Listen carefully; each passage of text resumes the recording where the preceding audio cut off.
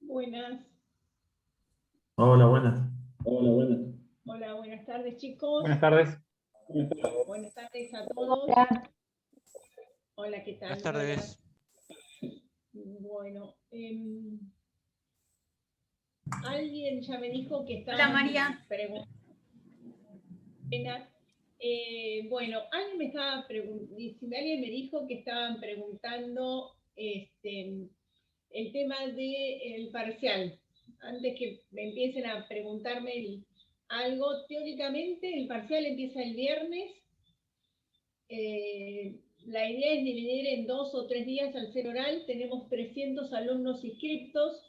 No, desconocemos en esta primera instancia cuántos se presentan porque al no tener una constancia, no es como en el segundo parcial que se presentan los que están aprobados en el primero. Es difícil para nosotros calcular exacto cuántos se presentan. Por lo general, en el primer parcial, entre parcial y recuperatorio, se presentan un 60%, 65% de los inscriptos, pero tampoco sabemos cuántos van a ir al parcial y cuántos al recuperatorio. Así que estamos resolviendo si dividimos en 2 o 3 días. Doctora, en base... Sí. Perdón que le interrumpa. Alan estaba dejando en los grupos de WhatsApp como para hacer un listado de las personas que ya sabían que no se iban a presentar, como para ir haciendo una depuración del listado de alumnos. Bueno, te agradezco y le agradezco enormemente a Alan que si no fuese por Alan no sé qué haría yo para organizar la cátedra porque es un genio lo que me ayuda Alan. Me parece bárbaro, buenísimo, porque eso nos va a determinar si tomamos en 2 o 3 días. La idea sería entonces tomar o viernes y sábado, en principio, o viernes, sábado y lunes. Básicamente esa sería la idea que nosotros tenemos y bueno, en cuanto tengamos un poco, si tenemos depurado con Alan los que se presentan, vamos a poder armar ya la estructura, pero fíjense que es por orden alfabético, el que es A va a ser el viernes, seguro, porque en realidad las listas se hacen tengo una lista única de los 305 alumnos que son anotados, y empezamos por orden alfabético. Así que básicamente la estructura sería esa, pero calculo que en cuanto tengamos idea de cuántos van directo al recuperatorio, o cuántos se presentan, o qué pasa, lo vamos a poder ir diciendo. Lo que pasa es que el que se anotó y no cursa, ese es el justamente que no nos informa, porque el que no va y no está cursando es el que nosotros no tiene contacto y no nos dice yo no voy a ninguna. Entonces, es difícil también en esta instancia manejarlo y conocerlo, pero básicamente esa sería la idea. Las mesas empezarían, creo que alguna puede llegar a empezar 14, 14:30, pero entre 14 y 15 van a estar empezando las mesas. En eso no hay problema, si le tocan una mesa y es a las 14, sale a trabajar y llega a las 15, el que llega a las 15 le vamos a tomar a las 15, así que no, ni digan llego media hora más tarde, porque no es que se quedó afuera. Dará último si hicimos un orden de cómo dan. Por lo general nosotros abrimos las mesas con todos los alumnos a la hora que empieza, los hacemos entrar y estimamos más o menos cuándo van a dar, para que no estén esperando si les toca el último de las 3 de la tarde y les tomamos a las 7, por ejemplo. Entonces, más o menos tenemos, siempre es algo estimativo, porque uno puede pensar que un promedio de un alumno son 20 minutos, pero tal vez con un alumno está 40, entonces es estimativo, como para que tengan básicamente una idea, pero bueno, esa sería la idea. Y lo que sí tienen que avisarle a Alan, los que no tienen conectividad de Zoom, avisen los que tienen que dar por WhatsApp. Si hay alguno en este cuatrimestre que tenga que dar por WhatsApp, eso es algo que al principio, como veo mucha gente que no tenía Zoom, bueno, cuando empezó todo este tema de la pandemia fue más complicado. Ahora calculo que la mayoría tienen Zoom y bueno, esa sería básicamente la estructura con lo que vamos a dar, pero en el transcurso, en cuanto podamos, vamos a ir subiendo listas y con fechas para que ustedes se vayan organizando, chicos. Eso subimos a la página de la facultad y además yo se lo mando a Alan y Alan los publicita dentro de la página del centro. O sea, también, la misma información que yo estoy subiendo al campus de la universidad, yo se lo estoy mandando a Alan, que es el que digamos que vendría a ser mi mano derecha en toda la organización de examen. Así que bueno, eso sería básicamente como para que tengan una idea cómo vamos a estar funcionando, ¿sí? Te hago una pregunta, más o menos calculás desde las 14 hasta las 20 horas, que sea, por día. Más o menos, en realidad tratamos de terminar los alumnos que están. El cuatrimestre pasado a mí me pasó que yo tenía 20 alumnos anotados el primer día y se presentaron 3. Ah, está bien, está bien. No, no, yo porque si yo pido por ahí el A viernes, veces se presentan 90 o a veces 3. Yo el primer día tenía que tomar a 20, se presentaron 3. Y a Alba de la Rondo se le presentaron 2, así. O sea, el primer día no se presentó nadie el primer cuatrimestre del año pasado. Armamos todas las mesas y al día siguiente volvimos a armar mesas. O sea, es como que no depende ni de nosotros, ni el tiempo que está el alumno, que no es tarifado, ni la cantidad de alumnos que se van a presentar, porque tampoco lo sabemos nosotros. Ojalá lo pudiésemos saber cuántos son los que efectivamente están cursando y los que se van a presentar, porque es mejor para ustedes y para nosotros que abrimos mesas y no viene nadie. El cuatrimestre eso. Te hago otra pregunta. En el caso, porque poner yo sábado no tengo problema todo el día porque no trabajo. El viernes tampoco, porque después de las 2 no tendría problema. Ahora, ponele que si justo me llegan a pasar para el lunes, las mesas del lunes, ¿empezarían a las 8 de la mañana o a las 2 de la tarde también? No, las mesas de los días hábiles son a las 3 de la tarde y del feriado es a las 9 de la mañana, cosa de terminar a la 1, a las 2, no estar tomando toda la tarde. O sea, perfecto. como no, nadie trabaja en tribunales, nosotros los que tenemos el estudio no tenemos el estudio, empezamos 9 de la mañana, cosa de terminar 1, 2, tomar la misma cantidad de horas, pero que la tarde libre le queda a todo el mundo libre. Esa es la estructura básica que nos manejamos cuando estamos tomando los sábados. Está bien, para no pedir el día en el trabajo, porque si es después de las 2 de la tarde no tengo problema.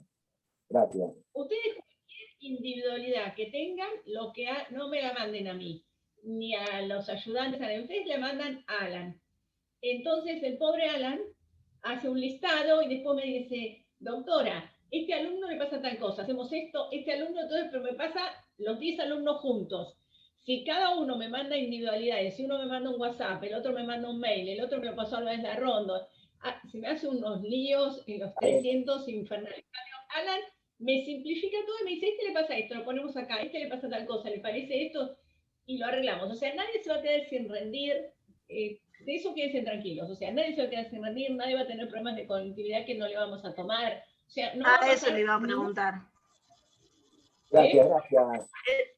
No, perdón que interrumpa. Que eso le iba a preguntar, eso iba a preguntar porque yo justo estas últimas 2 semanas, casi 3, vengo con muchos problemas de conectividad, de la señal es malísima.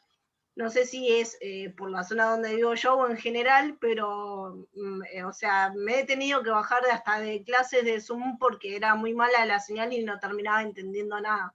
Entonces me terminaba haciendo lo mismo que no conectarme. Bien, los que tienen problemas de conectividad, si yo les digo algo práctico que pueden hacer, es traten ese día de ir a un lugar donde tengan conectividad, llámese un bar, llámese, no sé, un lugar que haya una conectividad abierta donde sepan que puedan tener, le avisa el que tiene problemas de conectividad que está esporádicamente en un lugar, entre comillas, prestado, ¿entendés? Entonces, ese le va a avisar a Alan, entonces dice, bueno, esta chica tiene que rendir primera. ¿Por qué? Porque tiene problemas de conectividad y está en la casa de la tía, o bueno, a ver, dentro de las alternativas que el COVID les permita, busquen alternativas que haya. No sé si tienen que sentarse en una plaza y en esa plaza tenés buena conectividad, avisás en ese horario, o sea, digamos que sí. Sí es bueno que tengas conectividad buena porque si se te cae, la pregunta que se te cayó, tenemos que empezar de vuelta. Nos pasó con un alumno que pobre se le cayó 4 veces la conectividad y cada vez empezamos de vuelta. Al final se puso tan nervioso que le fue mal, pobrecito. ¿Qué hicimos? Al día siguiente le ofrecimos volver a tomarle, porque claro, no sabíamos si era que no sabía o que realmente se puso nervioso por todo lo que le pasó, ¿entendés? Entonces, ese es o sea, el tener buena conectividad les da a ustedes la tranquilidad de que es un tema menos, ¿sí? Tratá, si sabes eso de buscarte un lugar, no sé, porque si pones, no sé, por decirte algo, te digo una plaza, porque si vas a una plaza cerca de, no sé, de algún lugar, de un McDonald's tira conectividad para todos lados, por decirte algo, y te sentás en la puerta, nadie te va a echar. O sea, dentro de las circunstancias, trata de buscar lo mejor que puedas, ¿entendés? Pero bueno, pero de eso no, o sea, no se preocupen que se van a quedar afuera del parcial. Eso no se amargue por eso. Ahora van a tener que saber y estudiar, eso sí. Ese es otro tema, ¿sí? Bueno, entonces, pasado ese tema de, ¿cómo se llama? Pasado este avisito parroquial, digamos, vamos a empezar el tema de hoy. Yo, el tema de hoy tengo que hablar de todo lo que sea el tema del derecho de información de los socios, la problemática del conflicto societario que está unida, y me queda sociedades en formación. Yo, si sociedades en formación no lo llevo a dar, mañana se los grabo y se los subo para que lo tengan, o sea, para como que esta semana tengan todos los temas, digamos, terminados. Pero si podemos, vamos a tratar de darlo todos en el día de hoy, ¿sí? Vamos a empezar. ¿Y fiscalización lo dan en la semana? Fiscalización, derecho de información y fiscalización lo doy yo está ahora por junto. conflictos. Gracias. Y me quedaría sociedades en formación que me quedó colgado del principio. En realidad me quedó colgado porque fui con temas, para cerrar cada clase fui con temas y me quedó sociedades en formación, que en realidad ya a esta altura calculo que deben haber hablado algo, pero bueno, como para que les quede como dado también lo voy a dar. ¿Sí? Doctora, Vamos a empezar. Le decía que la Comisión 3, Sociedades de Información, la dio el doctor Castellucci. La Comisión 3, no sé el resto de las comisiones. Bueno, a ver, como era un tema que tenía asignado yo y alguien me dijo que lo había dado a Luis Larrondo no lo dio, yo lo doy. Si Castellucci se lo dio en las 3, bueno, el de las 3 lo escuchará 2 veces, lo tendrá 2 veces, Mejor. En mi clase. Verán qué hacen, chicos. Pero bueno, si no yo voy a darlo hoy, se los grabo, lo tienen, lo miran en el PowerPoint, tienen la grabación y bueno, lo tienen, no hay problema, ¿sí? Gracias. María, una consultita. ¿Vos vas a dar grupo societario también? Yo, grupos societarios, el tema del grupo societario, en la clase que hicimos de todos prácticos, esa clase yo le subí todo lo de grupos societarios. Sí. La tiene toda la clase grabada y todo el PowerPoint. Listo. No sé si tienen dudas. Con eso, la clase está, habla de los grupos de contratos asociativos, habla de la ley de quiebras, la ley laboral, o sea, digamos que está extensa, sí. Sí, la parte de grupos está extensa. Dale. Gracias, María. No, por favor.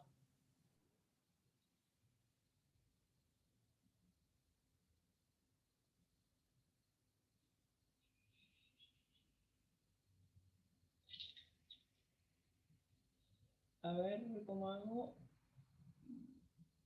Ahora.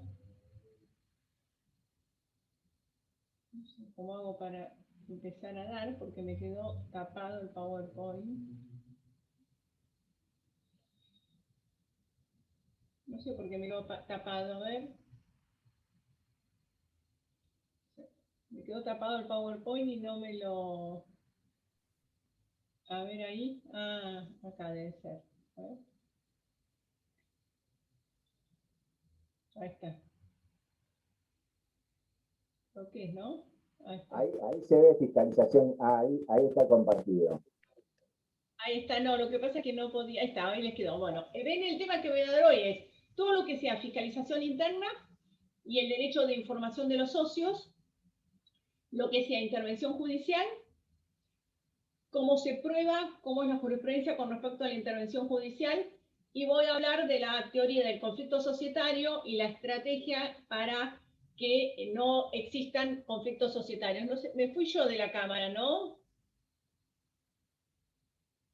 No, doctora, usted se la ve chiquitito y se ve en grande en el PowerPoint. Perfecto, entonces se ve perfecto. Bueno, entonces vamos a hablar del conflicto societario y la fiscalización. El conflicto societario y la fiscalización están totalmente entremezcladas. ¿Por qué están entremezcladas el conflicto societario y la fiscalización?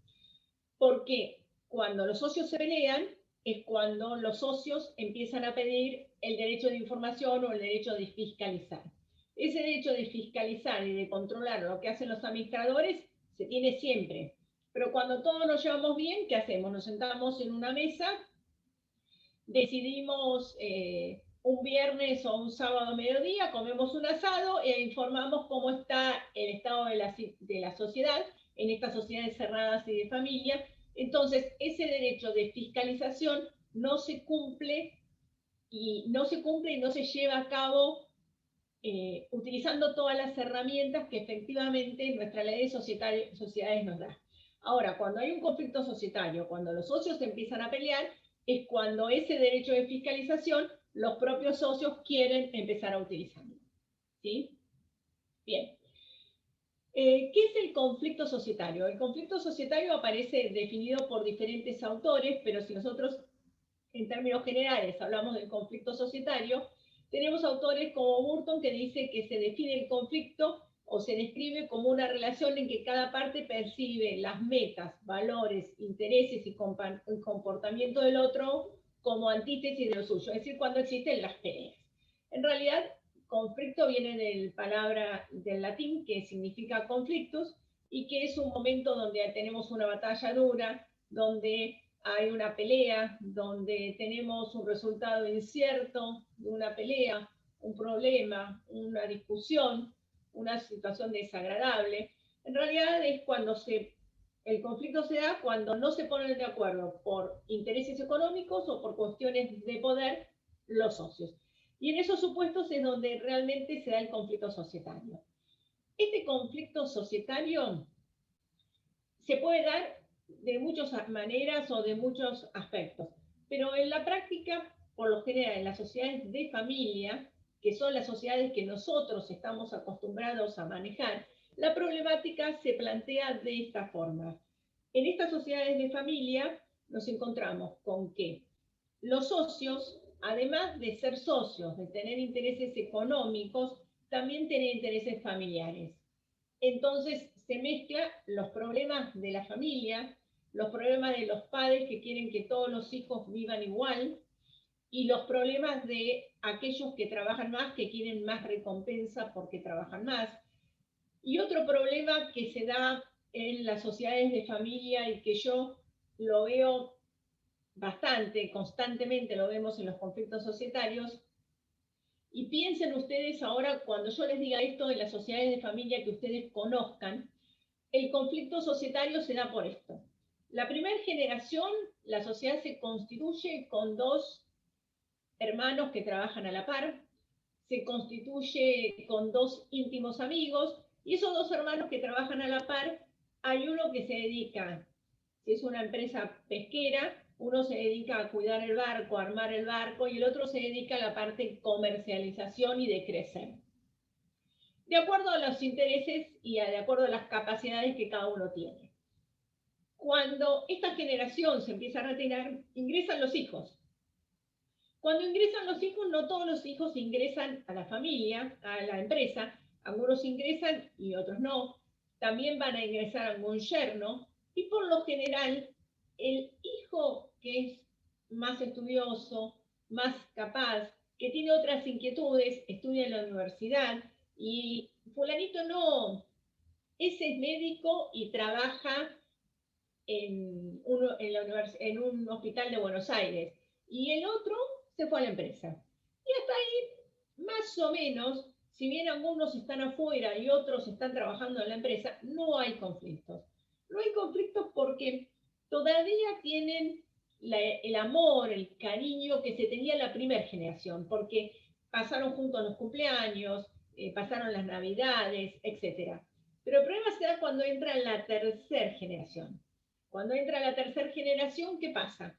Si la sociedad no crece, de donde vivían 2 familias tienen que vivir 6 familias, si no se ocupan de ampliar esa sociedad, de que tengan mayor productividad o de alguna manera se inserten en las nuevas generaciones, tenemos la misma empresa. Entonces, si la empresa es lo mismo, no pueden vivir todos como vivían antes. Y ahí en la tercera generación se da que el que es más inútil le dicen, ¿qué hacemos? Y que se vaya a trabajar a la empresa. y el resto no se incorpora. Entonces, por un lado, en la empresa se incorporan algunos. Los que se incorporan no son a veces los más capacitados.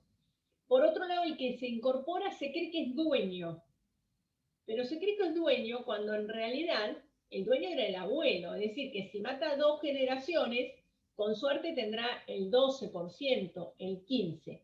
Y ahí es donde se da el conflicto societario, donde los que están afuera tienen problemas, los que administran tratan de alguna manera llevarse las utilidades, pero no como utilidades, entonces empiezan a ponerse remuneraciones altas para los directores, o empiezan a poner a los hijos como empleados. Bueno, ahí se empieza a dar el conflicto societario, que por supuesto este conflicto se mezcla con que, ¿te acordás lo que se puso Carlitos para Navidad, o el regalo que le hizo a Marta, la mujer, cuando yo no tenía plata y el otro le regaló tal cosa? Entonces se mezclan todas estas circunstancias y es lo que hace que se dé el conflicto societario. ¿Sí? Bueno, las principales causas, entonces, ¿cuál va a ser? Es que en base a este conflicto societario, que vamos a tener una minoría y una mayoría. La mayoría va a administrar la sociedad, se van a unir entre ellos para administrar la sociedad, para manejar el buque pesquero, para llevarse las utilidades en concepto de remuneración de los directores, para que los hijos trabajen en la empresa. Y hay una minoría que empieza a no recibir utilidades y cada vez se ve más perjudicada esa minoría. En base a que se ve perjudicada esa minoría, es que empieza el conflicto. ¿Por qué se ve perjudicada esa minoría en nuestra ley societaria? En nuestra ley societaria, el problema por el cual se da el conflicto es por lo que se dice que el accionista es en definitiva una especie de inversor que coloca su aporte a plazo fijo. ¿Por qué esto es así? Porque en nuestra ley de sociedades el accionista no se puede retirar de la sociedad cuando quiere. Como dicen los italianos dicen que el accionista puede sacar los pies del plato cuando quiere. Es decir, que se puede retirar, puede ejercer el derecho a receso cuando quiere. Entonces, como en el derecho italiano los accionistas pueden sacar el pie del plato, se van cuando quieren, los administradores se ocupan que todos los accionistas estén contentos, que todos reciban utilidades para que no se vayan. Pero en cambio, ¿qué nos está pasando a nosotros en nuestra legislación? En nuestra legislación los accionistas no se van cuando quieren. Si yo tengo un conflicto societario y tengo un 30%, no puedo retirarme de la sociedad porque la ley no me lo permite. La ley permite que ejerzan el derecho de receso en los supuestos que específicamente se establezcan en el artículo 245, que son supuestos de derecho de receso, o los que específicamente establezcan las partes en los contratos. Pero no están legislados por la ley, los socios no se van cuando quieren. Entonces, cuando no se van cuando quieren, ¿qué es lo que pasa? Empieza el conflicto societario. ¿Cómo se da ese conflicto societario? El accionista minoritario quiere de alguna manera irse y entonces, en base al interés social, empieza a utilizar las herramientas que la ley de sociedades nos da para pedir información, para de alguna manera, en base a la protección del interés social, o diciendo, entre comillas, que protege el interés social, tratan de alguna manera de ver qué hacen mal los administradores para efectivamente lograr que esa mayoría le compre las acciones. ¿Por qué? Porque piensen ustedes, ¿quién va a comprar las acciones en una sociedad que está en conflicto societario de un accionista que tiene el 30% que es minoría? Nadie. Entonces, la única forma es utilizar estas herramientas que me da la ley justamente para ver si logro que el grupo mayoritario, que seguramente que es el que puso a los administradores, termine comprando la participación accionaria. Y en realidad, el problema de nuestra ley es que nuestra ley tendría que proteger el interés social, es decir, el interés de la sociedad toda, el interés de que esta sociedad pueda establecerse, pueda mantenerse y poner pautas de que los socios, pienso yo, como en el derecho italiano, puedan retirarse cuando quieran pero con un plazo prudencial, de forma tal que la sociedad no se despatrimonialice porque se retiran, pero de esa manera protegería también el interés individual de los socios, que una minoría no se vea abusada por una mayoría, no se vea perjudicada, no haya mayorías hostiles que perjudican a la minoría, y también protegería el interés comunitario de todos. ¿Por qué? Porque evitaríamos el conflicto societario. El conflicto societario no hace más que perjudicar a la empresa. Yo tenía yo estaba por el grupo minoritario que estábamos afuera. Cada vez que nosotros íbamos a la estación de servicio, era una estación de servicio, a pedir documentación, todos los empleados empezaban a mirarse y miraban. Es decir, que generábamos todo un conflicto en el personal. Cada vez que el minoritario pide información, hay que trabajar todos los empleados en darle la información y se descuida el trabajar en pos de que la empresa crezca, se desarrolle, sea competitiva. Entonces, si nosotros logramos evitar el conflicto societario, sería lo ideal. ¿Cómo se visualiza este conflicto? Bueno, básicamente un poco yo ya se los expliqué, pero se formulan reclamaciones a los administradores, es decir, que el accionista minoritario le dice al administrador que está administrando mal, que no está cumpliendo con la convocatoria de las asambleas como corresponde, que le muestre documentación respaldatoria de determinadas operaciones, que le muestre los estados contables. Empiezan a hacer estas formulaciones a los administradores.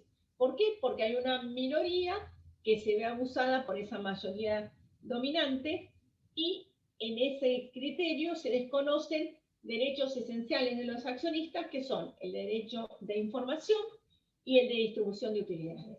Es decir, que a los accionistas no se le da la información de la manera que ellos tendrían derecho conforme a nuestra ley del artículo 55, y tampoco se distribuyen las utilidades conforme lo establece el artículo 68 de nuestra ley de sociedades. ¿Por qué? Porque retaseando información, de alguna manera se va manejando el giro societario, el grupo mayoritario, que es el que elige a los administradores, de forma tal de que las utilidades, en vez de distribuirse entre todos los accionistas en forma proporcional a las acciones que tienen y de acuerdo a el porcentaje que se tiene que llevar cada acción, se empieza a llevarse las utilidades con remuneraciones altas de los directores, con empleados que sean los propios hijos de un grupo mayoritario, servicios que prestan empresas de ese mismo grupo mayoritario. Entonces todo eso hace que efectivamente las utilidades se dibujen de otra forma. La otra vez teníamos una sociedad que estaba en un conflicto societario, y la problemática que se daba era que dentro de esa sociedad, uno de los gastos más importantes que tenía era todo lo que era mantenimiento. Todo lo de mantenimiento lo habían tercerizado en otra sociedad, que de aquí los accionistas eran los hijos del accionista mayoritario. Entonces, ¿qué hacían? Contrataban directamente a esa sociedad, y de esa manera las utilidades se desviaban. ¿Por qué? Porque le pagaban por ese mantenimiento unas sumas más elevadas. Entonces, esas maniobras es las que se empiezan a hacer cuando estamos en un conflicto societario. Bien, ¿qué derechos tienen los accionistas? Bueno, los accionistas tienen el derecho de ejercer la fiscalización. Ese derecho de ejercer la fiscalización es un derecho individual y esencial, o sea, es un derecho que no se puede dejar de lado, que no se puede perjudicar, no se puede limitar ese derecho en pos de decir que se está reglamentando. Es decir, que ese derecho de pedir información, de fiscalización, lo tienen los accionistas. Yo recuerdo que a un encuentro de institutos dije que no solamente era un derecho, sino que también es una obligación, porque si yo soy accionista no puedo desentenderme del giro societario. También tengo que preguntar, es mi obligación ir a las asambleas, es mi obligación participar. Ese derecho de fiscalización está establecido en el artículo 55 y lo tienen en forma individual los socios si la sociedad no tiene sindicatura. Si la sociedad tiene sindicatura o un órgano de fiscalización, ese órgano de fiscalización es el que va a tener el derecho de fiscalización, que puede ser entonces o una sindicatura o un consejo de vigilancia. ¿Qué sociedades no tienen sindicatura? En principio, no tienen sindicatura todas las sociedades personalistas, las sociedades colectivas, comanditas simples, el capital industria. No van a tener sindicatura las sociedades de responsabilidad limitada, salvo que sean de mayor capital, y no van a tener un órgano de fiscalización, llámese sindicatura o consejo de vigilancia, las sociedades anónimas que no queden comprendidas en el artículo 299 de nuestra ley de sociedades. ¿Se acuerdan cuando hablamos la primera clase que nosotros dijimos que las sociedades del 299 eran la excepción? Entonces, si una sociedad anónima queda comprendida en el 299 de nuestra ley de sociedades, va a tener o sindicatura o consejo de vigilancia. ¿Qué diferencia tenemos entre la sindicatura y el consejo de vigilancia? La sindicatura va a estar integrada por contadores o abogados, y salvo las sociedades anónimas de mayor capital, va a ser en número impar. Y el consejo de vigilancia va a estar integrado por accionistas, que van a ser de 3 a 15 accionistas. ¿Qué función tiene ese órgano de fiscalización? Controlar que los administradores administren correctamente. Entonces, si yo soy socio de una sociedad que no tiene un órgano de fiscalización, el derecho de fiscalizar, de pedir información y de fiscalizar los papeles sociales lo tiene el propio socio. Si tengo un órgano de fiscalización, llámese sindicatura o consejo de vigilancia, en las sociedades anónimas del 299 o en las SRL de mayor capital, en ese caso, como socio voy a tener que pedirle la información al órgano de fiscalización. La mayoría de las sociedades que nosotros tenemos no tienen sindicatura. Entonces, el derecho de pedir información y el derecho de examinar la documentación lo tienen los propios socios. De hecho, doctora, cuando... Sí. Disculpe, ¿no hay que tener un porcentaje de 5% de acciones para tener acceso a la información, para pedir un porcentaje mínimo de acciones? Para pedir información al órgano de fiscalización, en el caso de sociedades anónimas, yo tengo que tener un porcentaje determinado de acciones. Para el caso de las sociedades anónimas. Eso lo vemos bien cuando vemos el tema de fiscalización. Es únicamente en sociedades anónimas. En las sociedades anónimas, exactamente. Sí. Gracias. Bien. Doctora. Entonces, profe, una pregunta. Te escucho, ¿eh? No, habla, Ornella, habla. No, le quería preguntar si en la sindicatura el derecho de información solo lo piden los socios. En la sindicatura, el derecho, ¿qué preguntaste? Si el derecho de información lo piden los socios. Escuché bien, ¿no? Si tengo sindicatura o tengo consejo de vigilancia, los socios le tienen que pedir a la sindicatura que le informen o al consejo de vigilancia. Y los que controlan a los administradores es la sindicatura y el consejo de vigilancia. O sea, si yo tengo sindicatura o consejo de vigilancia, el socio no puede ir directamente a pedir la información. ¿Sí? De hecho, en la práctica, lo que se hace a veces cuando hay un conflicto societario y yo no tengo sindicatura es modifico el contrato y pongo una sindicatura, porque así le pongo una valla al socio para que venga a pedir información. ¿Por qué? Porque si tiene sindicatura lo tiene que canalizar por intermedio de la sindicatura y no puede venir a mirar directamente, la documentación en la sede social. ¿Sí? Bien.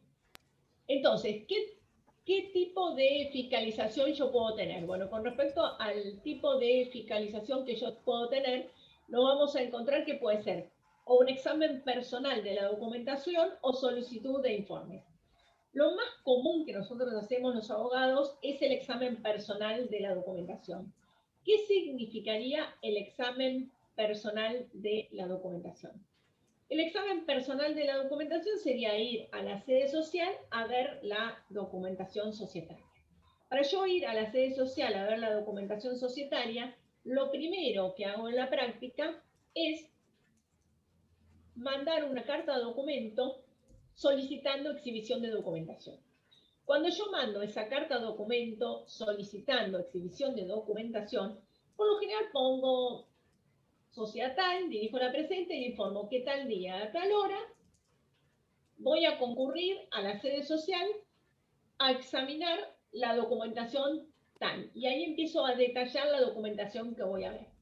Si a mí me vienen con un conflicto societario, lo primero que le digo al socio minoritario es decir, a ver, ¿cuál es el último balance que tenés aprobado? No sé. ¿Cuándo fue la última asamblea? Y no tengo ni idea, porque viste cómo es. Me traían el libro y yo firmaba, te dicen. Bien, tenés la copia del estatuto y la verdad nunca me la dieron. Yo confiaba porque era mi cuñado. Entonces empezamos que a veces no tenemos nada o casi nada. Entonces, ¿qué hacemos? Mandamos una carta de documento y decimos que nos pongan a disposición el estatuto original con todas las reformas inscritas en jurídicas, nos pongan a disposición los estados contables de los últimos 5 ejercicios, y yo no sé cuáles en realidad aprobó o no mi cliente. Si ya sé que aprobó hasta el del 2018, pido 2019-2021 con la correspondiente memoria. Y voy a pedir que me pongan a disposición los libros societarios y contables. Entonces, contables sería inventario y balance y libro diario. Y los societarios van a variar. Si es una SRL es reunión de socios, y si es una anónima voy a pedir asambleas, asistencia a asamblea, libro de directorio y libro de acciones. Eso sería lo básico que yo voy a pedir. Básicamente voy a pedir. Y después le diré a mi cliente a ver qué hace. Y de acuerdo a lo que hace y la documentación que me entregan, voy y pido más cosas o pido menos cantidad de cosas. A mí me pasó, por ejemplo, yo tenía una sociedad que cuando mando la carta de documento para decir que voy a pedir información, 50% tenía mi cliente y 50% tenía un sobrino. Que el sobrino era el presidente del directorio. Entonces viene mi cliente y me dice, mira, me llamó fulanito, Juancito, que sería el sobrino, y me dijo que no tiene sentido que vayamos a la sede social. ¿Para qué vamos a ir a la sede social a examinar los libros? Que vos me digas todo lo que necesito y quién me lo trae acá.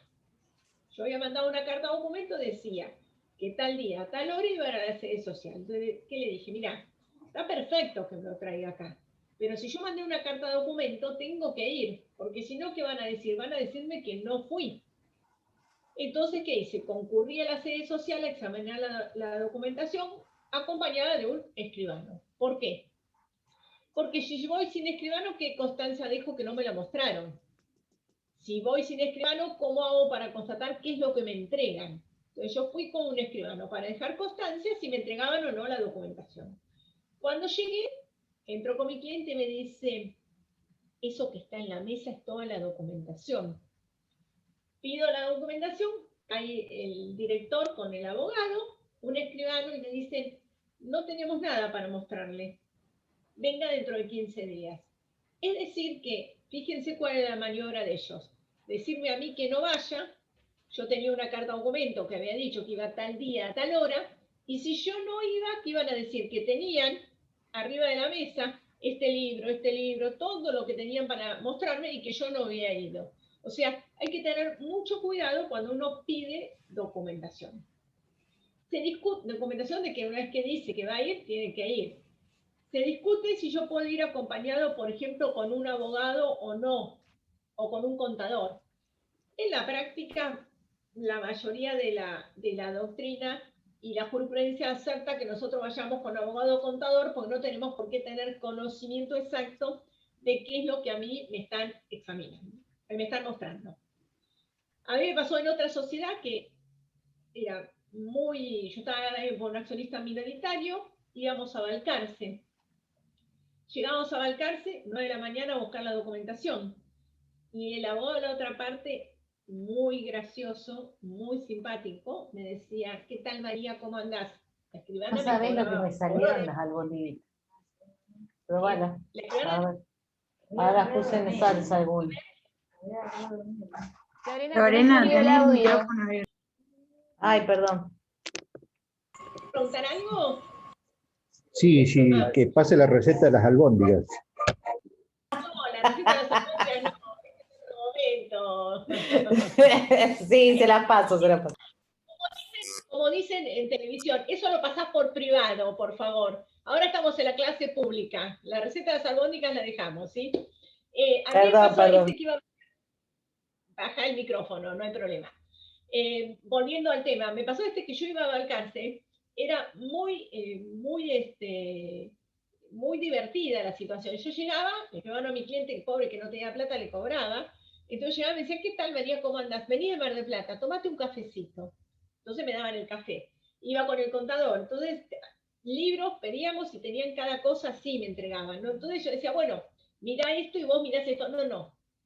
Mirá tranquila, que después en todo caso él ve y va viendo cada uno. Bueno, entonces decíamos, ¿puedo sacar fotocopia de esto? Ay, tengo que pedirle al directorio, pero no creo que haya problema.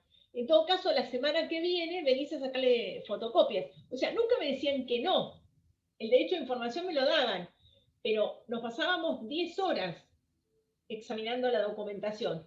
Y mientras tanto mi cliente se ponía nerviosa porque le costaba plata. O sea, las artimañas en ese examen de documentación que se pueden usar son muy variadas. Uno que hace, manda la carta de documento, dice que va a ir, concurre a la sede con contador, abogado o escribano. Personalmente, ¿yo qué hago? Todas las fotocopias, lo que me exhiben, pido que me entreguen fotocopias y además le pido al escribano que lo agregue al acta del protocolo. Los escribanos mucho no les gustan, pero si no, como a mí me queda constancia que me entregaron eso y no otra cosa.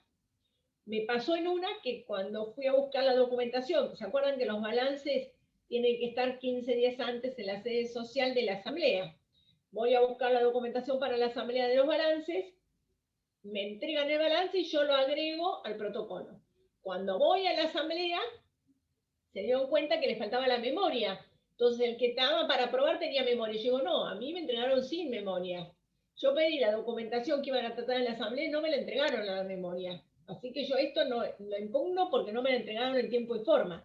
Entonces es importantísimo que nosotros seamos muy prolijos en esto de ir a pedir la información, porque esto de ir a pedir la información es lo primero que me da a mí de lo que después se dice que agoté la vía societaria. ¿Por qué? Porque yo tengo que ver si me dan o no me dan la información y qué es lo que va pasando.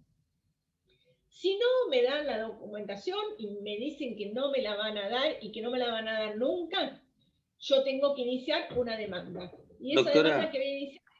Sí.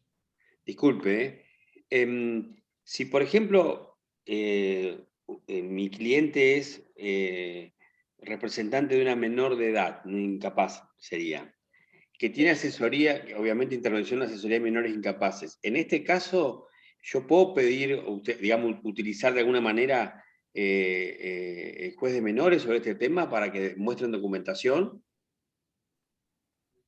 En realidad, el juez, a ver, vos vas a ser no tiene representante jurisdicción. de menores. No, el juez societario es el que va a tener jurisdicción.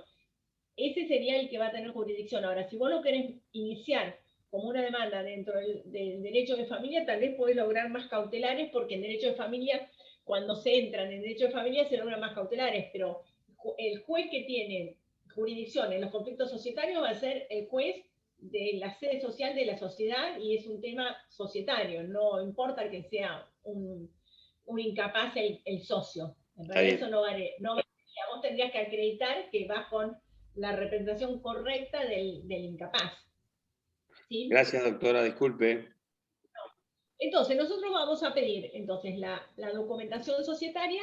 Si ya no me la van a mostrar, yo puedo pedir una demanda de exhibición de libros en los términos del 819 del Código Procesal Civil y Comercial, que esa demanda lo que va a hacer el juez es, si yo pruebo, pero para hacer la demanda tengo que probar que mandé la carta de documento, que concurrí y no me la mostraron, directamente me dijeron, no te la voy a mostrar. A mí me pasó un caso que me pedí una documentación respaldatoria de unos activos intangibles que habían activado por $100.000 en ese momento, y me dijeron, no te la muestro. Entonces ahí puedo pedir una demanda de exhibición de libros y documentación. Ahora, si me dicen, te muestro esto y vení dentro de 15 días, que siempre por lo general te van mostrando a cuentagotas, en ese caso tal vez tengo que ir 4 o 5 veces a ver documentación, porque siempre me va a estar faltando algo.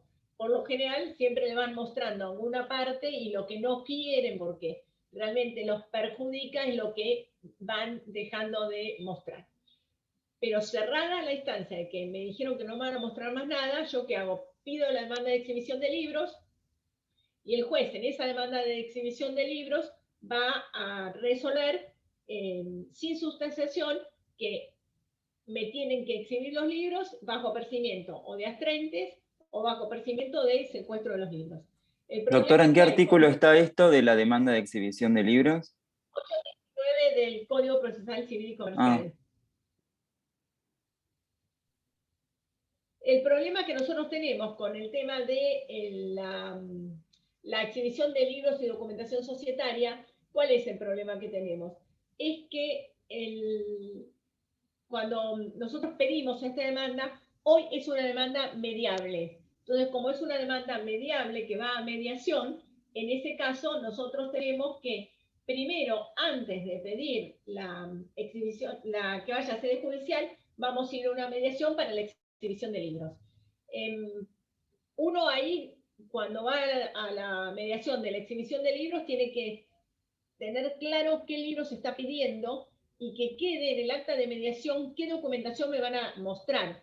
Porque a mí me pasó la otra vez que la otra parte me dice, sí, te voy a mostrar la documentación. Bueno, bárbaro, le digo, perfecto, deje constancia que es esta. Y cuando yo dije, deje constancia que es toda esta documentación, dijo, no, toda esta no te la voy a mostrar. Sino que documentación queda como una mediación que me van a exhibir y no me queda claro qué. Entonces es importante también en esa mediación que nos quede claro qué documentación nos van a mostrar. Si no me la muestran en la mediación, tendré que el juez resolver que me entreguen la documentación o que me muestren la documentación o el secuestro de los libros o astrentes, etc. ¿Sí? También Nissen dice que en vez de la demanda de exhibición de libros, yo podría llegar a pedir medidas preliminares en los términos del 323 del Código Procesal. A mí medidas preliminares, la verdad no me parece, porque las medidas preliminares serían como para iniciar una demanda, cuando en realidad hay un procedimiento específico que es la demanda de exhibición y documentación societaria, que es efectivamente lo que yo podría llegar a pedir. El 819 dice que el socio, para examinar los libros de sociedad, sin sustanciación lo puede hacer con la sola presentación del contrato, decretándose las medidas necesarias si correspondiere. ¿Sí? Es decir que perfectamente nosotros podemos pedir entonces la demanda de exhibición de documentación societaria. Bien, ¿qué voy a poder examinar? Yo voy a poder examinar todos los libros sociales y contables, y no habría ningún problema para que yo pueda examinar libros sociales y contables, si bien hay algunos autores que dicen que ese examen de libros no puede ir a derecho de información que sea importante para la empresa, que sea esencial, que sea un derecho que no sea, alguna información que no pueda ser divulgada. Entonces, con ese argumento me podrían empezar a retasear información. Yo puedo pedir los papeles de la sociedad, puedo pedir examinar los bienes de la sociedad. Por ejemplo, tengo un buque, el estado en que está el buque, y también puedo pedir documentación respaldatoria. En general, cuando uno pide la exhibición de libros y estados contables, etcétera, ¿qué hago? Lo primero que hago es pido los libros contables para ver qué estados contables están aprobados, cómo están llevados los libros contables y los libros societarios, y pido los estados contables, los balances. De los balances, yo hago un estudio de cuáles son las cuentas que a mí me hacen, entre comillas, ruido, o que yo creo que puede haber algo que esté adulterado. Y sobre esas cuentas pido la documentación respaldatoria. A mí me pasó un caso que era muy gracioso. Era una sociedad que tenía un solo vehículo, tenía un restaurante en Mar del Plata, y tenía un solo vehículo. Pero el pobre vehículo andaba en la ciudad de Mar del Plata, en los primeros de cada mes, 30.000 kilómetros. cargaba nafta, calculado lo que el vehículo consumía, daba 30.000 kilómetros el primero de mes. ¿Por qué el primero de mes? Porque cargaba todo entre el primero y el 12, y después no cargaba más combustible.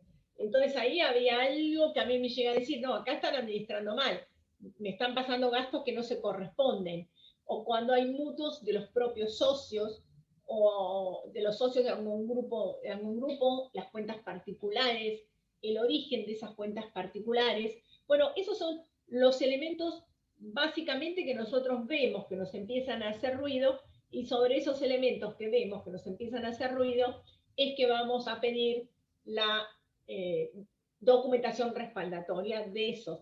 Por lo general, cuando yo voy a examinar los libros, en la primera tengo un pantallazo general de lo que pasa, y después voy achicando los temas que realmente veo que puede haber administración que no esté bien hecha. Y sobre eso es donde, como accionista, voy a pedir mayor información en cada caso. ¿Sí? Y además, entonces, de la exhibición de documentación, ¿se acuerdan que lo otro que dije que puede hacer el socio conforme el artículo 55 es la solicitud de informes? Estas solicitudes de informes pueden ser totales o parciales, es decir, que yo puedo pedir que me informen totalmente una determinada cosa, o puedo pedir un informe parcial de algo específico. El que está obligado a darme ese informe es el órgano de administración. No se va a poder reemplazar por una puesta a disposición de documentación. Si yo le pido que me informe qué pasó con determinada cuenta, con determinada operatoria, me tienen que informar lo que pasó con esa operatoria. ¿Sí? No hay un plazo estipulado cuando yo pido un informe, pero tiene que ser razonable, no se pueden pasar 7 meses para darme una información. Y el límite que dice la doctrina es que no sea abusivo y que no sea secreto de gestión. Es decir, que si en realidad el informe que yo estoy pidiendo es un secreto de gestión, podrían negarse a darme ese informe. Entonces, los socios tienen el derecho de pedir documentación, que se le exhiba la documentación, que se le exhiban los bienes societarios, o pedir informes. ¿A quién se lo van a pedir? A los administradores. Si la sociedad no tiene un órgano de fiscalización.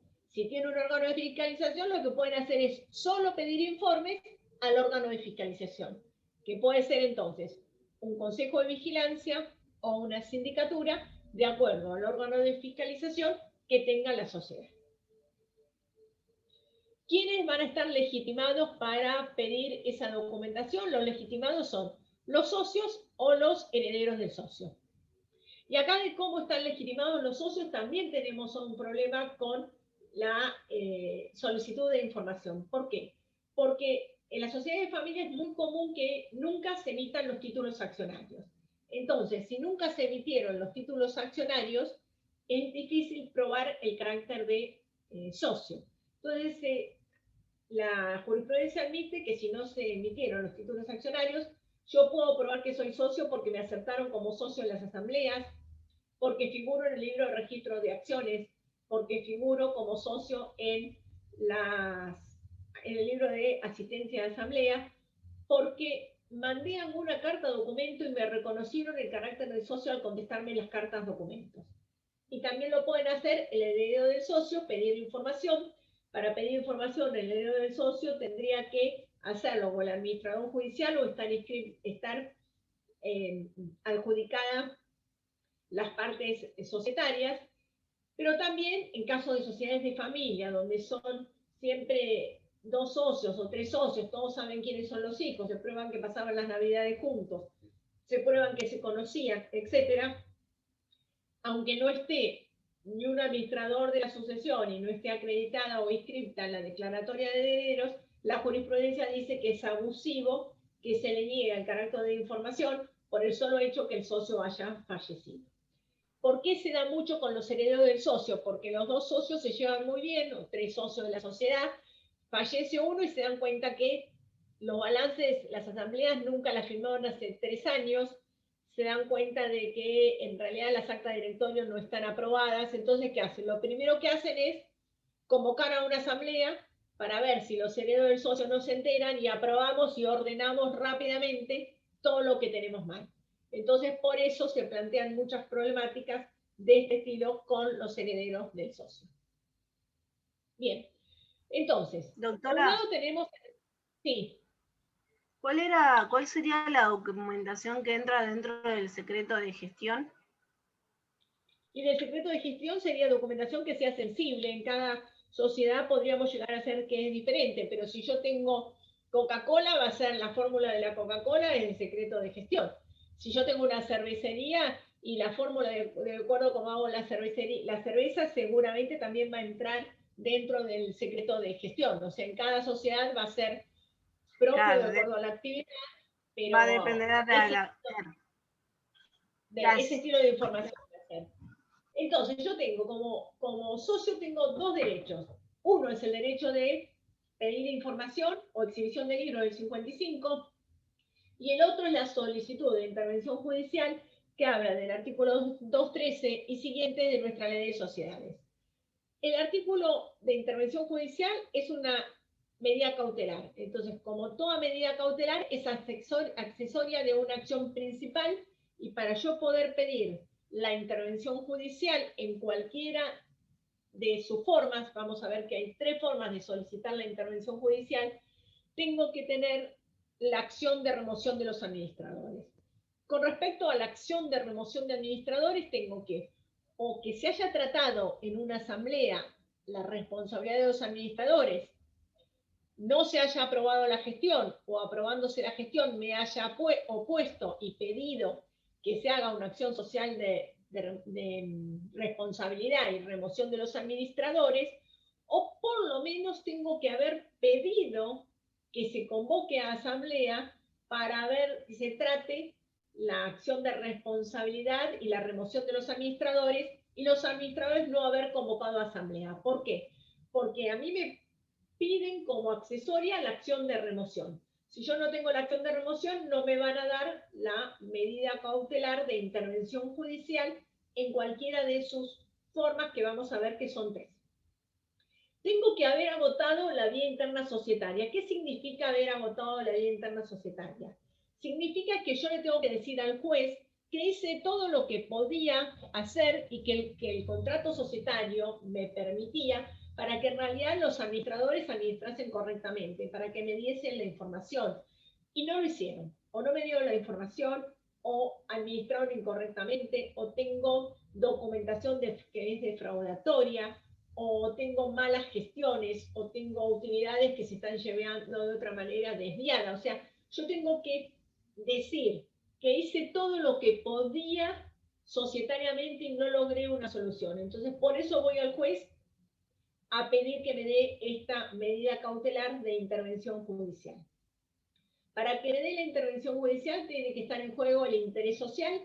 De esto del interés social nosotros ya hablamos en los casos de Pro de France del 22 de mayo del 65 y de dos Confort, que creo que lo vimos cuando vimos objeto social, que se acuerdan que nosotros dijimos que el caso de Pro de France era de la Corte de Casación de París, que estaba dado porque un grupo de ciudadanos estadounidenses tenían las 2/3 partes de las acciones de una sociedad francesa, y a su vez estaban representados esas acciones en el directorio también con las 2/3 partes de los directores, y que esta sociedad francesa había contratado con una firma de China Popular la venta de semirremolques, que en ese momento, como Estados Unidos estaba en problemas con China Popular, se dice que el Departamento de Estados Unidos dice que los ciudadanos de Estados Unidos no pueden comercializar con China Popular, y en base a eso al directorio de Pro de France dice que va a incumplir el contrato.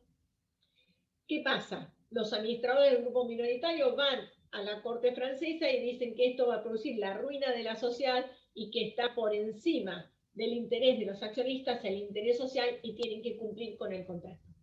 La Corte francesa, que nos dice que en realidad esta situación está por encima del interés de los accionistas norteamericanos, y que como la sociedad norteamericana no se comprometió a de alguna manera compensar los perjuicios que iba a tener la sociedad francesa, obliga a la sociedad francesa a cumplir con el contrato.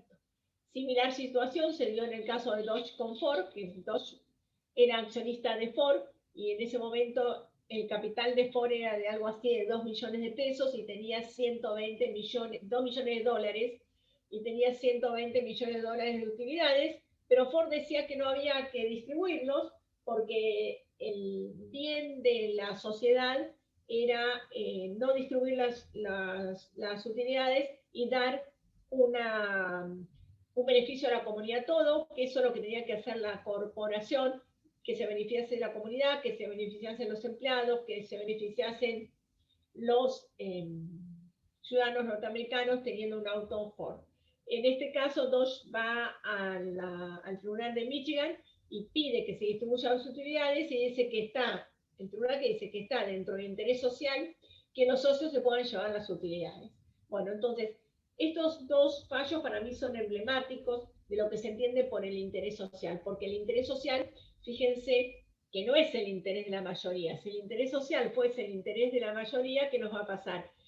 Nunca podríamos pedir una intervención judicial. ¿Por qué? Porque la mayoría va a estar votando, aprobando la gestión de los administradores, entonces una minoría nunca podría pedir una intervención judicial, sino que el interés social es el interés de la sociedad, independientemente de los socios, que en algunos casos es que los socios minoritarios se lleven utilidades, pero en otro caso es que la sociedad no se vea perjudicada con un contrato o con la rescisión de un contrato que sería totalmente ruinoso. Como toda medida Pregunta, cautelar, doctora.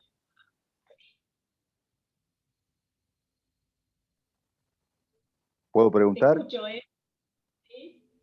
Sí, quiere decir que para que nos otorguen la medida cautelar de intervención judicial, tenemos que probar esas tres circunstancias.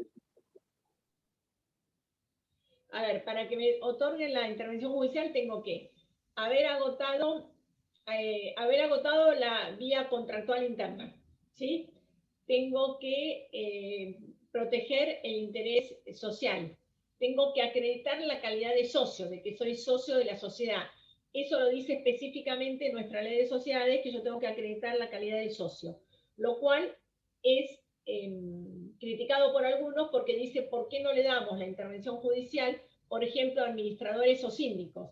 Pero nuestra ley de sociedades específicamente dice que la intervención judicial o la medida de intervención judicial en cualquiera de sus formas la tienen que pedir solamente los socios, que vamos a acreditar la calidad de socios de la forma que nosotros ya dijimos, y además tenemos que pedir la promoción de la acción de remoción de los administradores, ¿sí? Y además tenemos que cumplir con los otros requisitos propios de una medida cautelar. Hay un caso que se permitió que la Inspección General de Justicia pidiese la intervención judicial de una sociedad en el supuesto del artículo 303, inciso 2 de la Ley General de Sociedades, que es en IGJ con Austral Construcciones, que en ese caso como órgano de contralor se permitió la Sala C, permitió en el año 2016 que se diese la intervención judicial. Y también hay un fallo bastante importante que es del año 2013 de la Sala E. Este fallo es muy emblemático, que se llama Burgat y compañía AG contra Cerro El Águila de Olavarría. Y es importante este fallo porque era una sociedad que tenían el 50 y el 50%, dos accionistas, es decir, un accionista tenía el 50% y otro tenía el 50% del paquete accionario. Como no se podía poner de acuerdo, y cada vez que iban a las asambleas quedaban los directores que estaban, porque uno votaba por elegir otros y otro porque continuasen los mismos, uno por la remoción y el otro porque no se removiese, y siempre tenían 50 y 50.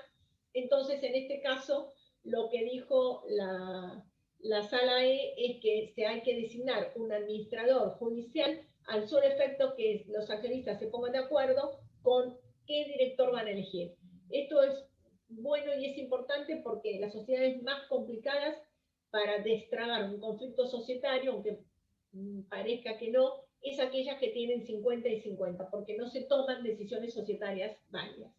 Entonces, además de agotar la vía contractual interna, acreditar la calidad de socio, promover la acción de remoción, que proteger el interés social, tengo que justificar el derecho, es decir, tengo que decir qué es lo que los administradores estaban haciendo mal, cuál es el derecho que yo tengo conculcado qué actos u omisiones de los administradores son los que están perjudicando a la sociedad. Le tengo que decir al juez cuál es el peligro de la demora, como toda medida cautelar. Saque esta medida cautelar porque si esperamos a la sentencia, mientras tanto a la sociedad le va a pasar esto o aquello, entonces tengo que acreditar ese peligro de la demora. Tengo que dar contracautela por los perjuicios que pueda producir, que la contracautela puede ser un bien determinado, la contracautela puede ser dinero, la contracautela puede ser las propias acciones de la sociedad, y en algunos casos, a mí me ha pasado, tribunales locales que han admitido para pedir la intervención judicial solamente la caución juratoria. Esta intervención judicial se va a dar inaudita parte, es decir, que no se le va a dar trasladado a la otra parte, sino que, probado todos estos requisitos, el juez va a dar lugar o no a la solicitud de intervención judicial. ¿Sí? Y esta intervención judicial que nosotros tenemos en nuestra ley de sociedades se va a entender con un criterio restrictivo. ¿Qué significa con un criterio restrictivo? Significa que nosotros vamos a ver si efectivamente hay elementos, el juez va a ver efectivamente si hay elementos o no para dar la intervención judicial con un criterio restrictivo, es decir, tratando de no dar estas medidas cautelares. Esto del criterio restrictivo ha sido totalmente criticado por la doctrina, especialmente por autores como Nissen, porque ¿qué es lo que manifiestan o Alberti? Que hay o no elementos para dar la medida cautelar. O hay elementos si doy la medida cautelar, o no hay elementos para dar la medida cautelar y no la doy, pero no con un criterio restrictivo. Después, los tipos de administración que yo puedo pedir son o un administrador, o un coadministrador, o un vedor. El vedor es la más simple, que el vedor es yo, el juez, da un vedor, que el vedor lo que va a hacer es como si fuese un colaborador del juez, va a ver determinada instrumentación, documentación preparatoria, etcétera, y le va a informar al juez qué es lo que vio, qué es lo que tiene. El coadministrador va a administrar conjuntamente con el administrador societario, y si doy la medida cautelar más fuerte, que es la de administrador societaria, esa medida cautelar va a desplazar al órgano de administración por naturaleza, los directores por naturaleza, y van a entrar el interventor judicial, que va a ser un contador de la matrícula sorteado, a administrar la sociedad.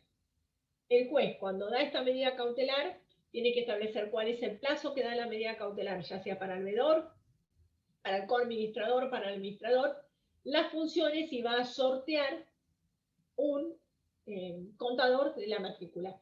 Que ese contador de la matrícula, con un mandamiento, va a tomar posesión de la sociedad, va a desplazar al órgano de administración, imaginemos una sociedad anónima, lo va a desplazar y va a empezar a cumplir las funciones.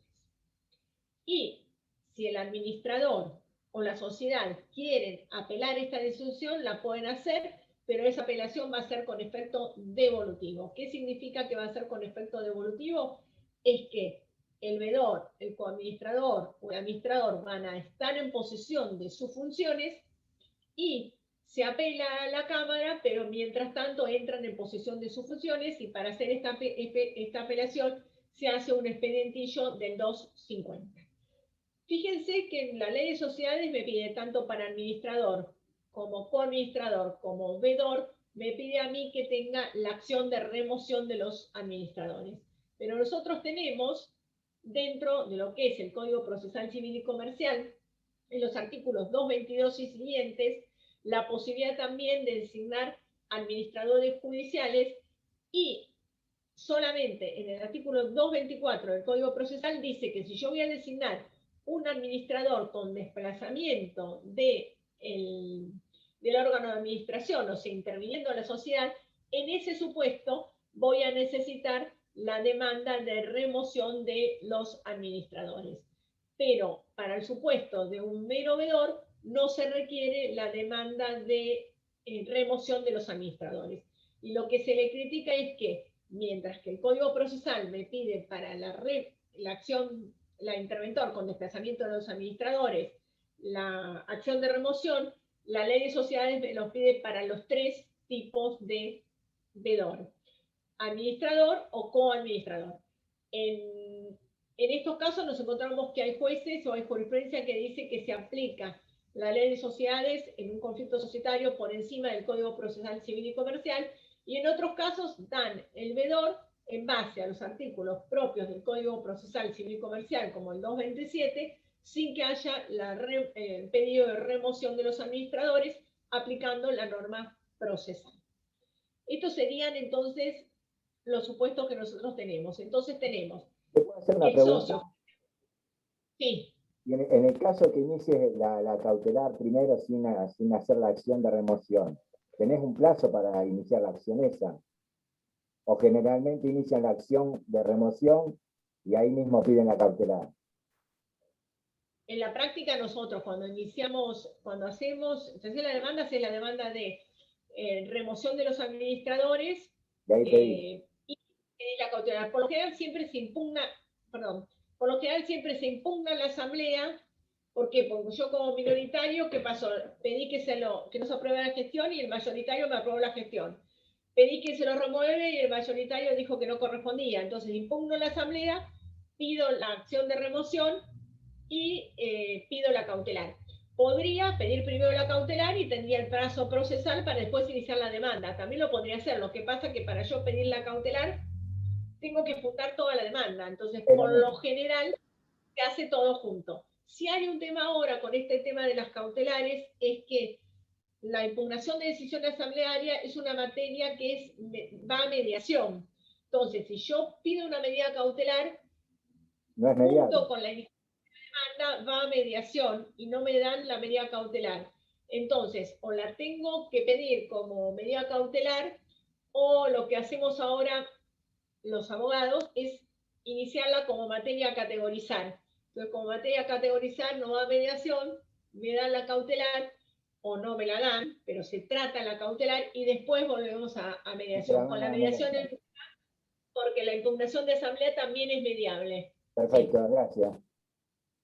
No, por favor. Esos son cuestiones que se dan en la práctica. A ver, este tema, chicos, de solicitud de información, de pedido de vedor, coadministrador o interventor judicial, acciones de remociones, cuando hay un conflicto societario, o sea, cuando hay dos socios que se están peleando, lo van a ver a ustedes, lo van a tener seguro en la práctica. En la práctica pueden tener o no un aumento del capital. ¿Sí? Pueden tener o no que le reformen el contrato, pero lo primero que ustedes van a hacer a su cliente cuando viene y es el socio minoritario es pedirle información, decirles que mire los edictos si es una sociedad anónima para que no se le pase ninguna asamblea, y después, si no aprueban los balances, si los balances no reflejan perfectamente la contabilidad, si hay algún perjuicio, ahí pedirán la acción de remoción de los administradores en alguna asamblea para poder pedir o un vedor o un coadministrador o un interventor judicial. Eso es bien que se da en la práctica. O sea, fíjense en los ejemplos. Yo todos los ejemplos que le di fueron casos prácticos de temas o de conflictos que tuve con clientes míos, de conflictos prácticos. ¿Sí? Bien. Entonces, básicamente tenemos, estos serían los elementos que tienen los socios para pedir. Entonces pueden pedir información, pueden, como un derecho, pueden pedir que se les exhiba documentación, si no tienen sindicato, no tienen órgano de fiscalización, sino piden información a través del órgano de fiscalización, y pueden pedir una medida cautelar que se llama de intervención judicial, pero en realidad es vedor, coadministrador o intervención judicial con desplazamiento del administrador en los términos de nuestra ley de sociedades, o pueden pedirlo un vedor en los términos del Código Procesal. Bien. Y además, ¿qué otra cosa podemos hacer? Podemos impugnar la asamblea en los términos del 251 de nuestra ley de sociedades, que impugnar la asamblea es plantear la nulidad de asamblea, y lo vamos a ver bien cuando veamos impugnación de asambleas, y vamos a poder ejercer el derecho de receso si me modifican las condiciones esenciales que tuve en miras al contratar en los términos del 245 de nuestra Ley General de Sociedades. Ambos temas lo vamos a ver en la parte especial. Bien. ¿Cómo se se puede evitar el conflicto societario? Hasta acá yo hablé del conflicto societario. Bueno, a ver, ¿cómo podemos evitar el conflicto societario?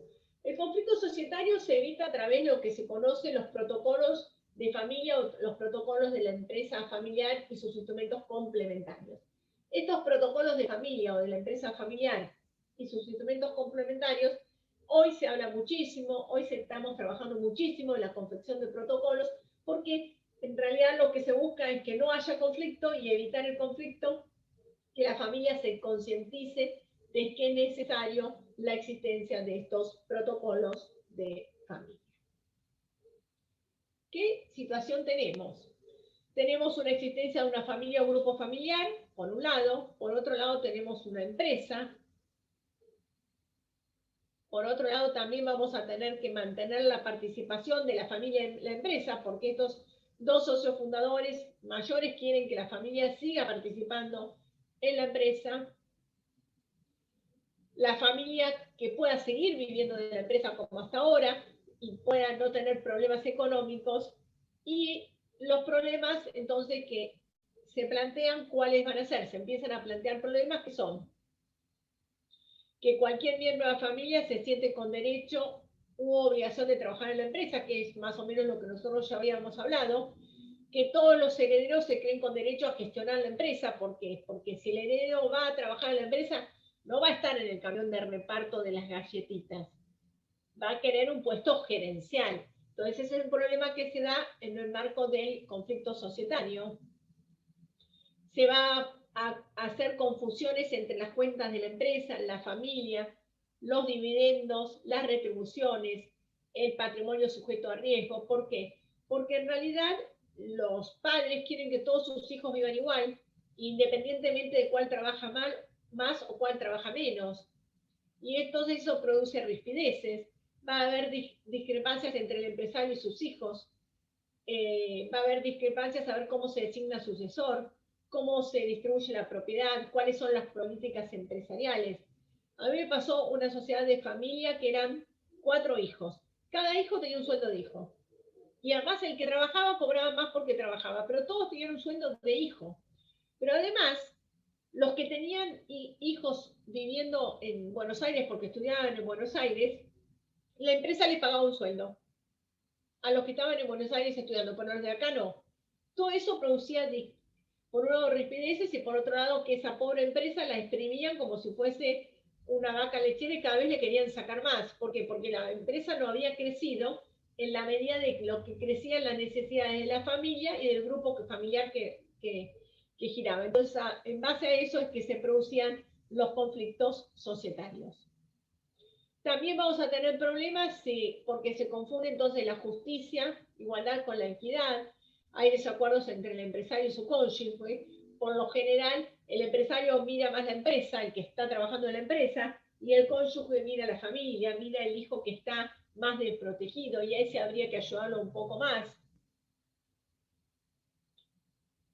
También hay malestar entre objetivos no familiares con los familiares, y ni hablar cuando empiezan los nacimientos, casamientos, fallecimientos y divorcios, cuando empiezan a incorporarse a la familia los yernos, las nueras, cuando fallece alguien, cuando como consecuencia del divorcio y a veces aumentos de capital empiezan a haber compensaciones, que eso se ve bien en derecho de familia. Todo eso son problemas que terminan siendo un problema del conflicto societario. ¿Qué es lo que tenemos? Fíjense, la empresa familiar tiene por un lado la familia, que tiene todos los vínculos familiares. Por otro lado tenemos la propiedad, quienes son los titulares de las acciones de la sociedad, y por otro lado la empresa, que es el sustrato donde se trabaja. En la familia quieren armonía, en la propiedad quieren rentabilidad y en la empresa quieren buena gestión. Entonces, si nosotros empezamos a hablar un plan de un protocolo de familia, tenemos que decir, hay que buscar que la familia mantenga la armonía, y para eso vamos a trabajar con un licenciado en psicología, que la propiedad se mantenga la rentabilidad y vamos a trabajar con un abogado, y que la empresa se mantenga la gestión y se trabaja con licenciados en administradores o contador público. Y van a ver que fíjense, solamente este 7 van a ser gente que es de la familia, que tiene acciones y que trabaja en la empresa. Pero va a haber gente que tiene acciones y que trabaja en la empresa, pero que no es de la familia, gente de la familia que tiene acciones y no trabaja en la empresa. O sea, fíjense que hay todos los supuestos. Son gente de la familia que no tiene acciones y no trabaja en la empresa, gente que tiene acciones y que no trabaja en la empresa y no es de la familia. Toda esta problemática es la que tenemos que contemplar en los protocolos de familia para evitar el conflicto, y hay que buscar que haya armonía en la familia, que haya rentabilidad para los que son propietarios y que haya una buena gestión empresarial. Eso es la meta de cualquiera que empieza a confeccionar un protocolo de empresa familiar. ¿Qué tenemos que ver? Lo primero que tenemos que ver es un enfoque estratégico, es decir, a dónde queremos ir, cuál es la misión de ese protocolo de familia, dónde estamos parados, el diagnóstico, cuál es la empresa ahora, cómo funciona, etc. Y cómo hacemos para llegar hasta allá, cuál es la estrategia que vamos a utilizar para poder armar el protocolo de acuerdo a lo que los socios quieren. Por lo general, los protocolos de familia se arman cuando la generación de los 70 años se empieza a ver que se va a retirar y quiere ver cómo se incorporan sus hijos y sus nietos en la empresa, y ahí es cuando hacen o confeccionan los protocolos de la empresa familiar. Tenemos que ver cuál es el rol del fundador, cuál de todos los hijos va a ser el sucesor. Para eso hay que ver psicológicamente quién es el que tiene carisma de líder. No todos tienen carisma de líder, y ese que lo aceptan como líder y que quiere ser líder va a ser el sucesor. Hay que analizar el retiro del fundador, la oportunidad, cómo se le va a retribuir al fundador para que siga viviendo de la empresa, cómo va a estar el cónyuge el día en que el fundador no esté, el proceso de elección del nuevo líder, la capacitación, las condiciones. Hay que hacer todo un proceso para que ese nuevo líder esté capacitado, pero a su vez los otros miembros de la familia lo acepten como líder. Todo eso se trabaja con el tiempo. ¿Cómo se trabaja? Con reuniones con toda la familia, con reuniones con diferentes grupos separados, viendo cuáles son las inquietudes de cada uno de ellos. Y el objetivo del protocolo va a ser fortalecer a la empresa desde el punto de vista familiar, empresarial, patrimonial, jurídico, y se va a trabajar con un diálogo de confidencialidad, reuniones preliminares, reuniones conjuntas, reuniones privadas, con un diagnóstico.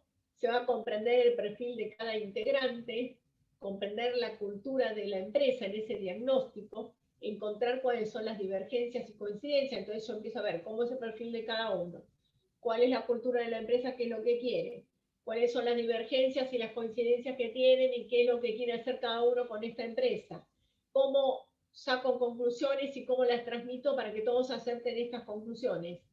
Tengo que resaltar cuáles son los focos de conflicto, situaciones violentas, para que ver cómo esas situaciones no se den y prevenir que no se den y darle soluciones a esas situaciones de conflicto violentas.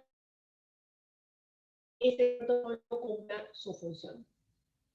Para eso voy a analizar la historia de familia y su árbol genealógico, la composición actual, la historia y la actualidad de la empresa y su estructura de prioridad de empresas, la declaración de valores de pertenencia, que todos quieran pertenecer a esta empresa, eso es importantísima, y la misión y misión del fundador.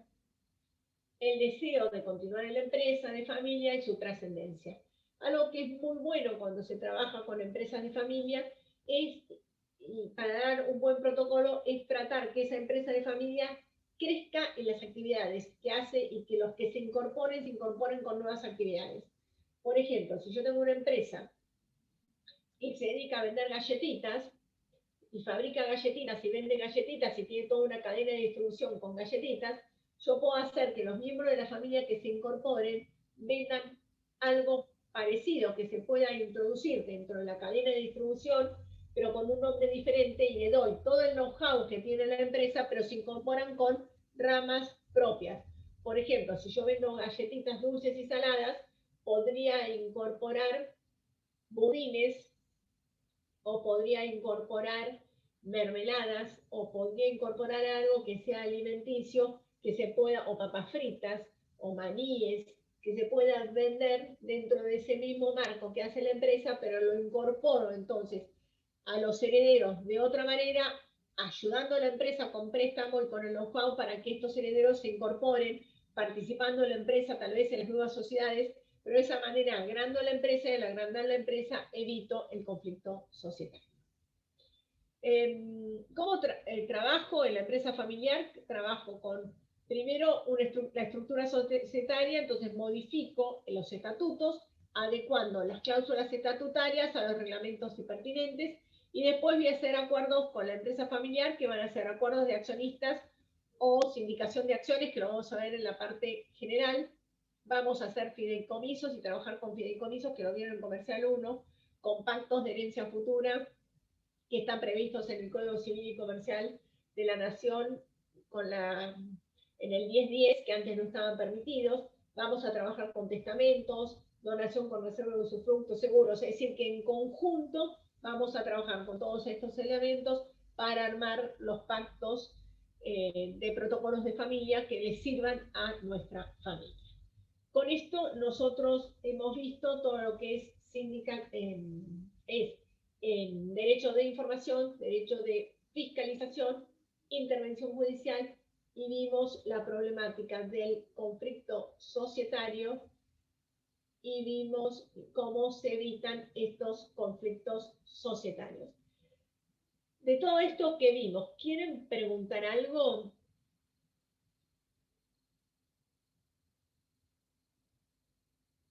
No. No, profe. Fue claro. Bueno, hay que ser más que psicólogo para evitar los conflictos.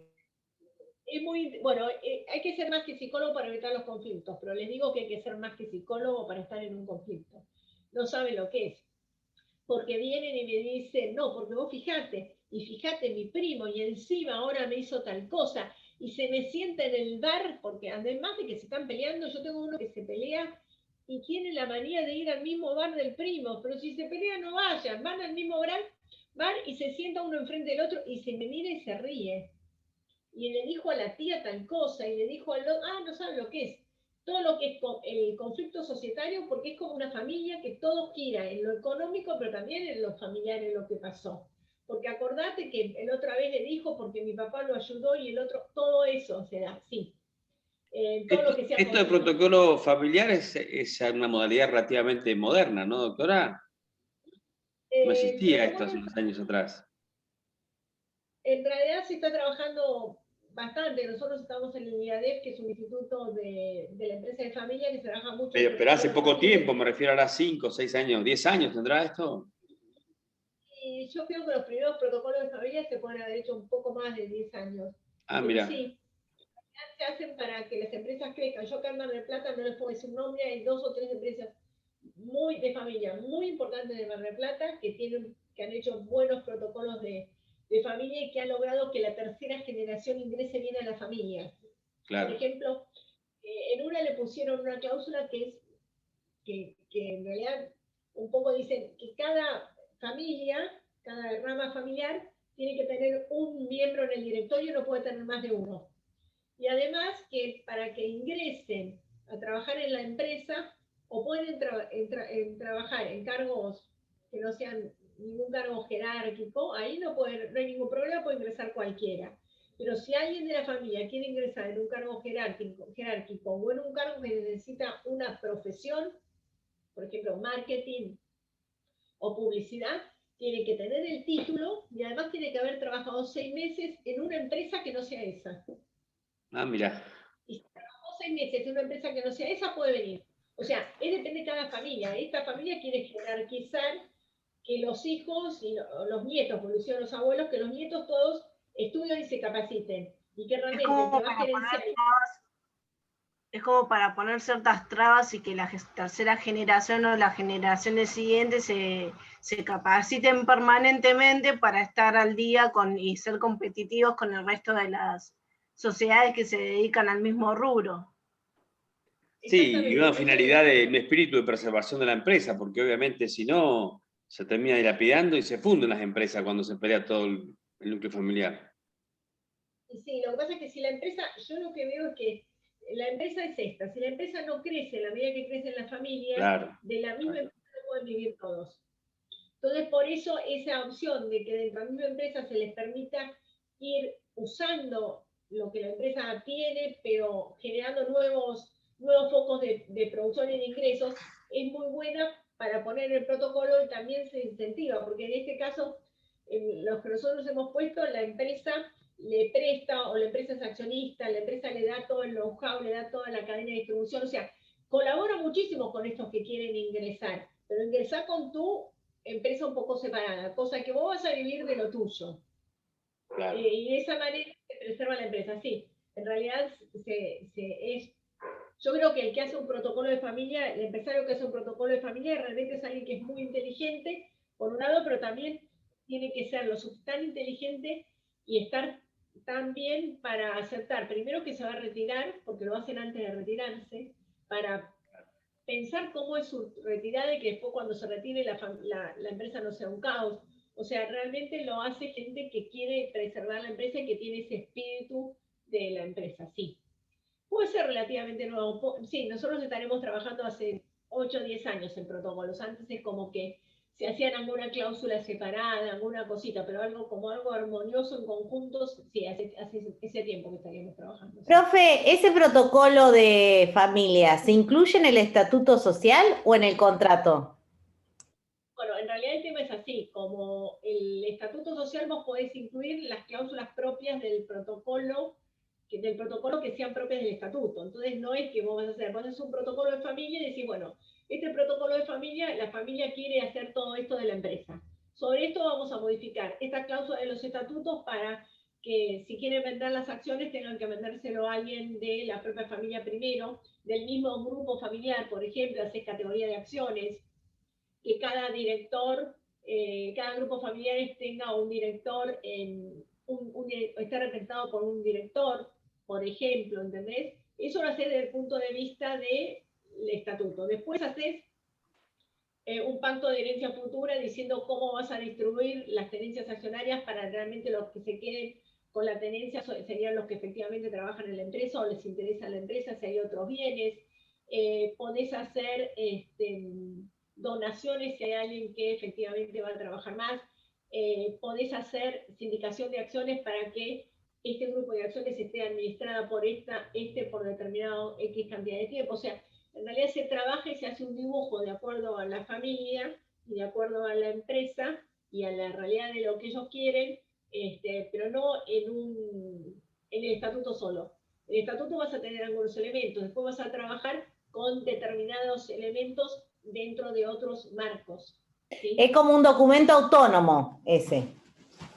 Es un documento autónomo. Lo bueno que tiene es que con la reforma del Código Civil y Comercial nosotros podemos hacer los contratos de colaboración empresaria, podemos tener la mayor cantidad que nosotros querramos.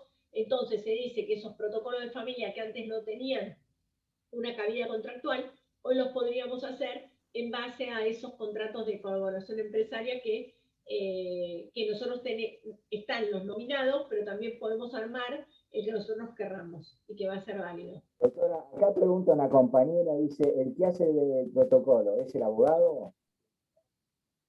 ¿Cómo? Una compañera pregunta, ¿el que hace el protocolo es el abogado?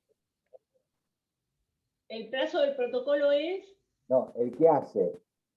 No, ¿quién formula el protocolo? El que hace el protocolo es el abogado. En realidad, cuando se trabaja con un protocolo de familia, la parte jurídica y el manejo jurídico la hacemos nosotros. Lo que tiene que es muy común que se trabaje con un administrador de empresas para que lo que nosotros decidamos jurídico no sea un problema para la empresa y no destruya el organigrama. A veces trabaja con un contador y muchas veces para ver la parte impositiva y el impacto fiscal que va a tener. Y en muchos aspectos a veces se necesita un psicólogo de familia para que vea lo que cada uno tiene y en base a lo que el psicólogo va viendo es lo que ve las necesidades de cada uno de los miembros de la empresa para que eso se ponga en palabras y efectivamente quede instrumentado legalmente. La forma de trabajarlo muchas veces es interdisciplinario. El protocolo de familia bien trabajado es interdisciplinario. Una pregunta. Sí. ¿El protocolo ya tiene cláusulas predispuestas o lo va a armar, cuando se arme, se va a armar de acuerdo a cada tipo societario y a lo que quiere la sociedad en particular? O sea, me refiero a si ya tiene predispuesto. No, el protocolo vos lo armás de acuerdo a la necesidad de la empresa, no hay ninguna cláusula predispuesta, en realidad la necesidad de la empresa.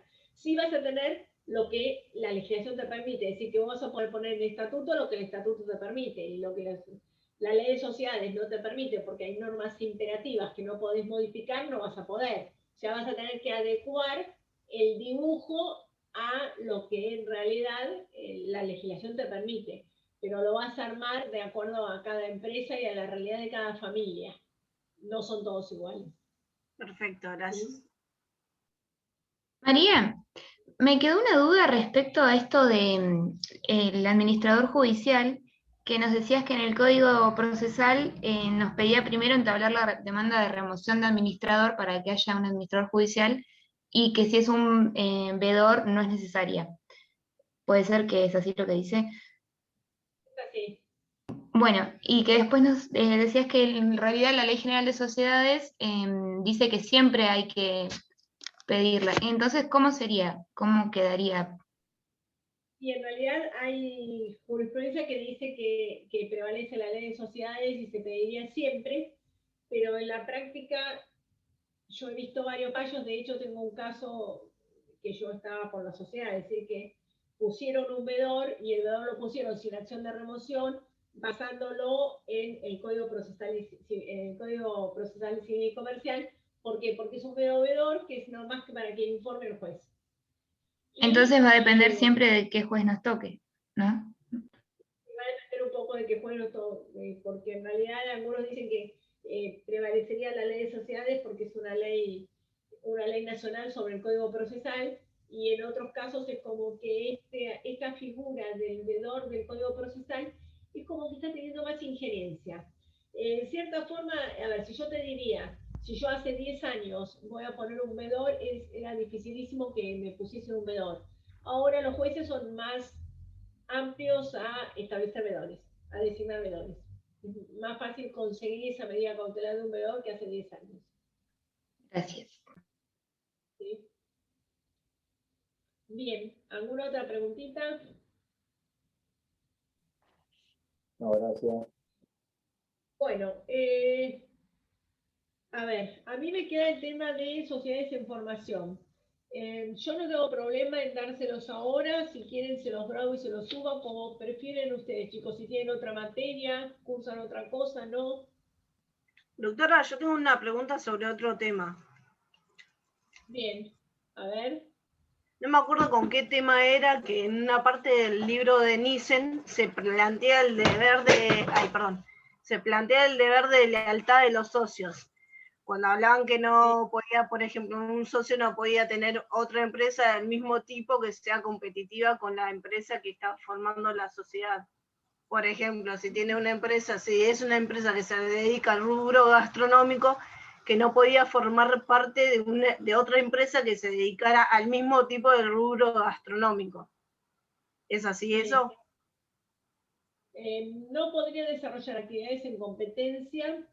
Los administradores no pueden desarrollar actividades en competencia con la sociedad, los administradores. ¿Y si es por una herencia? Para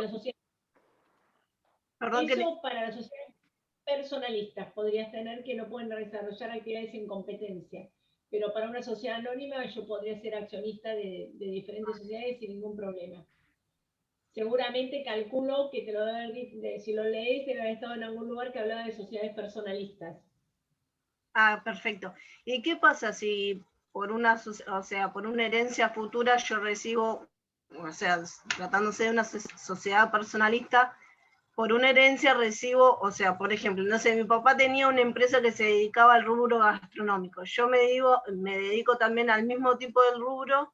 ¿Qué pasa o sea, si voy a poder, mi pregunta es si voy a poder formar parte de la sociedad que recibí de herencia, o si voy a tener que abandonar mi otra actividad para no ser desleal entre ambas empresas, entre ambas sociedades?